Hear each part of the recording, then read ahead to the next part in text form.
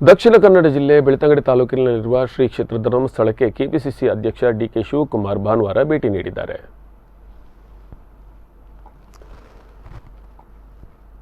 Helicopter ಮೂಲಕ ಬಂದು ದೇವರ ದರ್ಶನ ಪಡೆದ ಡಿಕೆ ಶಿವರು ಧರ್ಮಸ್ಥಳ ಧರ್ಮಾಧಿಕಾರಿ ವೀರೇಂದ್ರ ಹೆಗ್ಗಡೆ ಅವರ ಜೊತೆ ಮಾತುಕತೆ ನಡೆಸಿದ್ದಾರೆ. ಕೇರಳದ ವಯನಾಡಿನಲ್ಲಿ ಚುನಾವಣಾ ರ್ಯಾಲಿಯಲ್ಲಿ ಭಾಗವಹಿಸಿದ ಡಿಕೆಶಿ ಧರ್ಮಸ್ಥಳಕ್ಕೆ ಆಗಮಿಸಿದರು. ಬಳಿಕ ಮಂಗಳೂರು ವಿಮಾನ ನಿಲ್ದಾಣ ಮೂಲಕ ಬೆಂಗಳೂರಿಗೆ ತೆರಳಿದ್ದಾರೆ.